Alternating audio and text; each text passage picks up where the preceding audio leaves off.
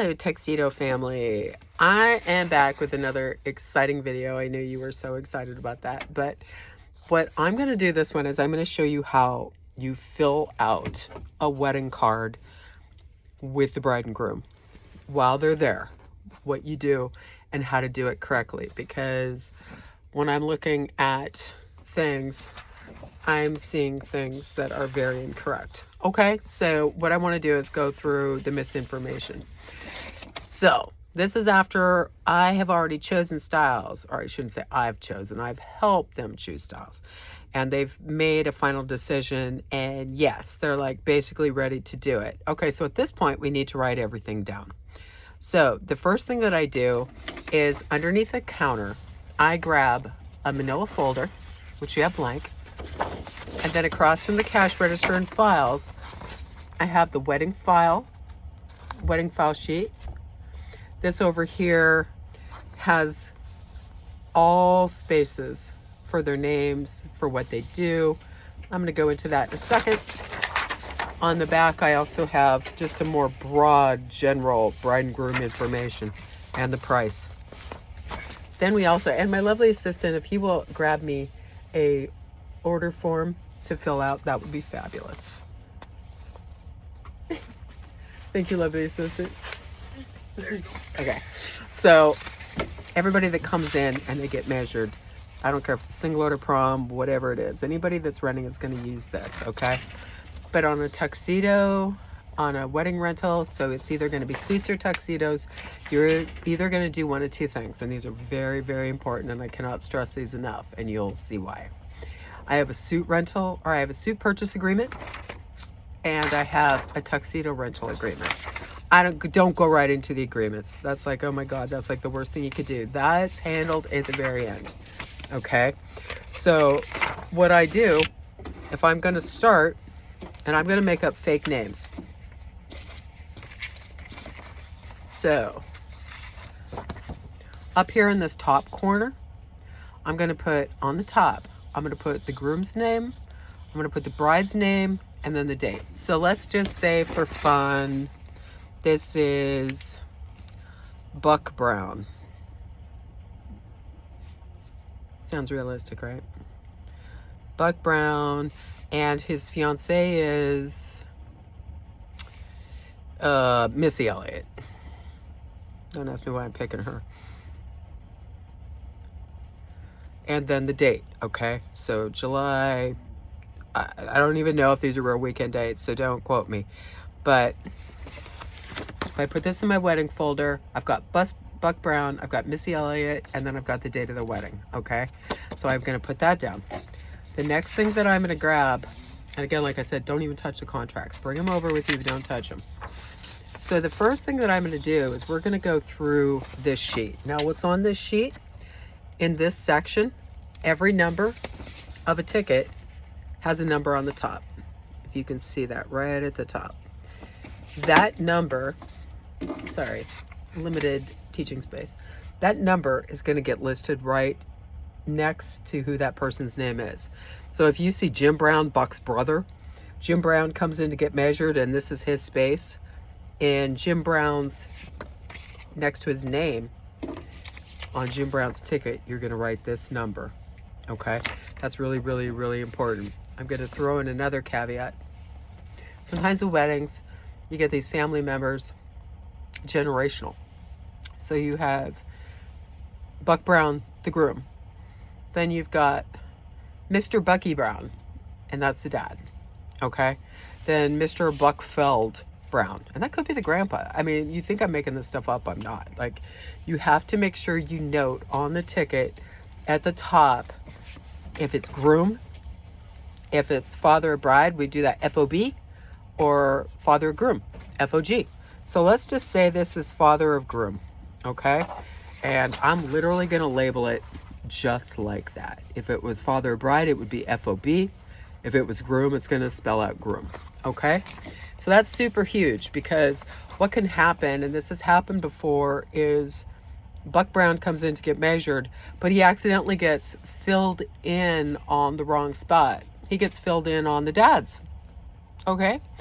And you would think, okay, well, that's not a huge deal because, right, all we have to do is just trade it. But what if we already pulled that outfit? And what if it was something special order? And what if it was something now that we're like, holy crap, it's the week of, and I'm technically missing a suit for both of them. So it's really important that you check whose name, always double check against the wedding card, okay? When somebody comes in to get measured, it's also very important that we take this number and that we also write it down to show that they're in. Because what's going to happen is Missy Elliott's going to call me up. And I'm going to say, hey, Missy. She's going to say, hey, I want to know how many guys have already come in for my wedding. So I'm going to go to her wedding, okay? I'm also inside of her file. I'm going to have a whole bunch of these because people already came in to get measured, right?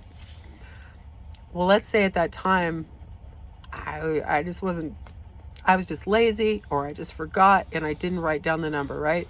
So I'm telling her who's all been in. And how do I know they're in? They have a number next to their name. That means there's a ticket number. We've measured them.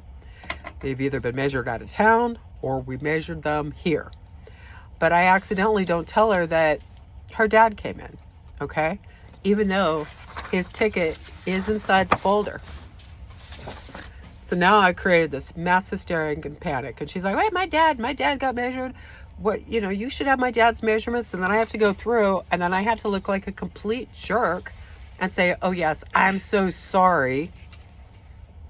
I didn't see him in here. It never got marked off. So just make your life easy. Just do it there quick. It takes no time.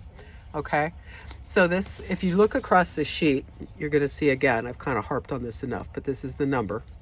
Then we're going to have the name. And if you take a look at this is really cool because it's going to start with groom. It's going to go to best man. It's going to go with groomsman. What if they have two best men? I've seen that. Then literally all you have to do is cross out the word groomsman and write best man number 2 and make it tiny. Okay? So then under here, these are all your groomsmen. We have 2 slots for ring bearers. No lie, I've seen weddings where they've got 5 or 6 ring bearers, but the ring bearer A has to pretty much be a baby because you can't give out 10 ring bearer specials in a wedding, but we'll talk about that. And then the dads, father of the bride, father of the groom. I've also seen where it's grandfather of the bride, grandfather of the groom. So at that, I would just make another line down here. So you know they're in the father family. I would not add them up here, even if there is open slots. And here's why. I'm going to show you when we start going into these other sections, we're going to start drawing down lines. It's going to get very, very confusing, and it's very, very possible that a mistake could be made and that the grandfather's put in the groomsman's outfit, okay? So that's why I would suggest continuing your line. Get a ruler, just go down, add however many fathers they want. Sometimes it is a stepfather, sometimes it's grandfathers, so just be aware, okay? So then the next line over here is I'm going to talk about the coat. Coat meaning the tuxedo coat or the suit coat, so it just depends on what they're doing. If they're renting a tuxedo, and then that's going to be their coat. If they're buying a suit, that's going to be their coat. Same thing.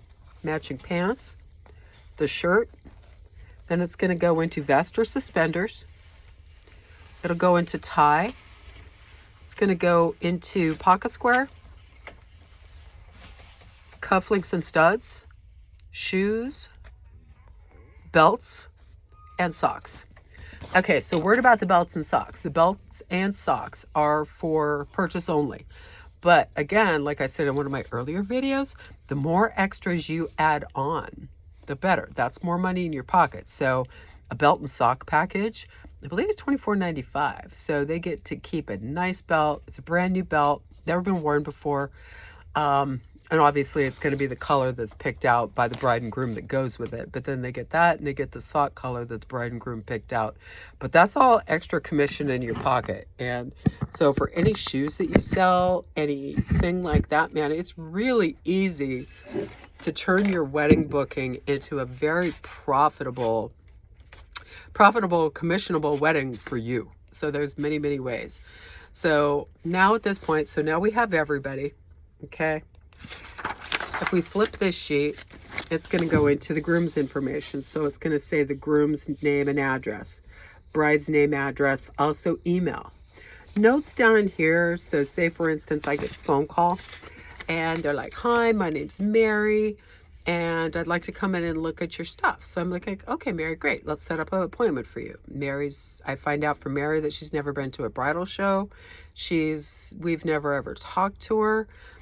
That would generally be in the notes. So in the notes, it might say bridal show special or something like that. So I already kind of have an idea. It might even have a color. But if she says nothing, what I might write in there is, I'm going to get a little information from her. Oh, great. Okay, Mary, when are you getting married? Okay, I can put that up in the wedding date. Okay, Mary, what are you thinking about? Are you thinking about suits or tuxes? So if she's unsure, I write unsure, question mark.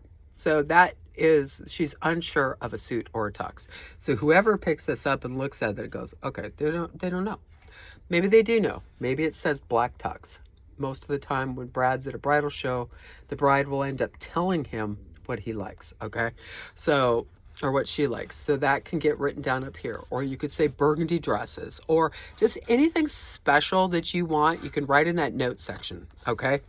Really comes true with deliveries because we also do deliveries so that you can have like the delivery address in there, that type of thing. And we'll get into that more.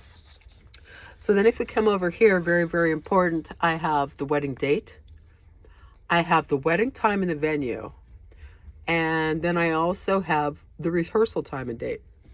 Now, why do I need these? Okay, super, super important. So a couple days before the wedding, we kind of need to get a feel for where the bride and groom are. Part of the reason is on a rental, we start the try-ons Thursday at 3, 2 days before. Saturday wedding, Thursday at 3, 3 to 7, or Friday, 1 to 6. Hours may vary.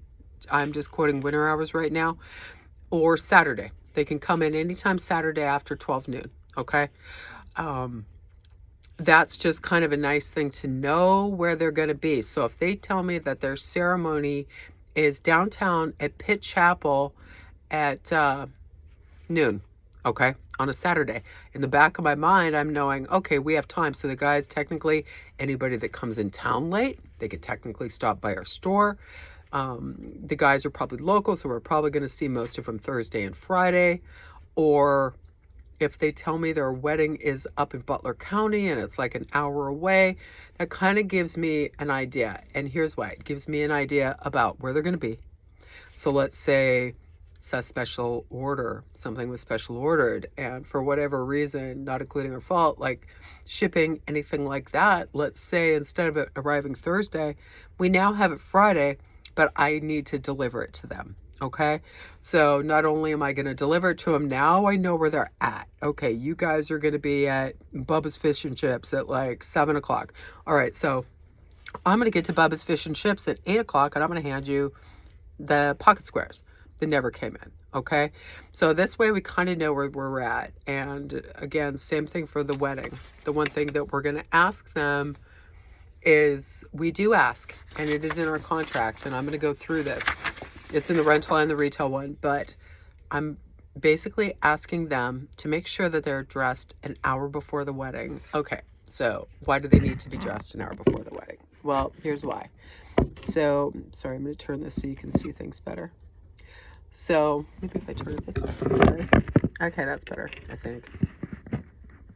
So, basically, if they are dressed a wedding hour before the wedding, that's when things happen. That's when the father of the broom maybe tries on his outfit for the first time. I can't tell you enough. We always stress that people try on their tuxedos in the store because we can ensure fitting once they've left. So we do give them a really generous pickup window. So like again, for a Saturday wedding, it's Thursday starting at 3, Friday and Saturday morning. Or if it's a Friday wedding, we actually start Wednesdays. So there's ample time for them to come in, okay? They're always going to throw out Uncle Bobby or whoever he is that lives out of state. Okay, he's going to come in town at some point, okay? So what can either happen is one of two things. They can take it, they pay for the balance then. Someone's going to pay for it. They're going to take it. When Uncle Bobby gets in town, Uncle Bobby needs to try it on. Now, not an hour before the wedding, though. He needs to try it on. ideally that day, that night, whenever he comes in, because if something doesn't fit right, we need to be aware, and then we're going to need to make changes. The majority of the time, people like Uncle Bobby, when they come in from out of town, they've sent their measurements to us online. So they might live anywhere out of state. And literally with an out-of-town measurement, all they have to do is go into a tuxedo store of their choice close to where they live, tell them they're going to go to an out-of-town wedding, and they need to get measured. And 99.9%, it's a free service, okay? So they get measured, that's done, they send those to us, and then we process it, put it together from there. But if anybody's going to be prone to not fitting, it's going to be the out-of-town people. But let me also throw this out there. So I've been doing this for 30 years. Brad's been doing this since he was a kid in his dad's store. One of the biggest things is that we need to make sure that each customer understands, and the groom, that when they come in for their initial fitting, when they come back in for their final fitting, which is when they're trying their actual outfit on, there's going to be alterations. And I don't say might be or could be. I'm going to say there are going to be alterations, because basically what we did was a rough copy estimate, and then I put them down. I mean, occasionally do they fit and they walk out right the door? Yeah. But you know what? Most of the time they might be a little bit off in the sleeve. They might be a little off in the pant length. So we have to do some alterations here. And that's really important. So that's the one thing that we need to stress to them. It is normal for alterations, because what ends up happening then is that if you don't explain that, they immediately become angry, and they're like, oh my God, I already came in to get measured, and like I was even in the store and got measured, it doesn't fit right, and you know, this just isn't acceptable. Well, unfortunately, that was just the first of a process. When girls get their dresses done, they go in and get the original thing, and then they might get measured a couple more times, get things done, and then the final product, right? But there still could be alterations. So it's the same thing with the guy stuff. We can't guarantee that anything is going to fit them if they take it without trying on. And there's also another thing on our tickets, that if they decide to take Uncle Bobby with them, that there is a form on here that it's very important that they initial that it was taken without being tried on, okay? Because what has happened before in the past is, unfortunately, they took somebody's outfit, the outfit didn't fit, we weren't able to fix it because they didn't come back, and then it's our fault. And then you have people angry. So we have to do our best with our measurements, and that's why we always suggest, don't have the guy go in and just write down his own measurements. Don't have him write down what his suit is. Get his measurements done, and then accurate as possible. Height, weight, as much as we can get. That's what we need, okay? So that's really important. So getting back to my spiel. So the wedding measurements can come either out of town, or they can come in through us direct, okay? So the ones that come in direct, they're gonna say, hi, my name's Joe. I'm getting measured for Jim Bob's wedding in October. Okay, great. So I'm gonna find, actually not Jim Bob, I'm gonna find Buck Brown's wedding. So here's Buck Brown's wedding. I pull his file out. I pull out one of these. I'm gonna go to the wedding card and see what he's wearing, and then we're gonna fill this in and take his measurements. But I'm still skipping a little bit of ahead. So what I wanna do is I really wanna show you what a wedding card should look like when it's filled in, okay? And keep in mind, the style numbers that I'm gonna use right now are just completely jank and made up, okay? So what I'm gonna do is I am going to turn the phone so you're gonna look down at my form, okay? So I'm gonna be back and we'll show you how to fill it out.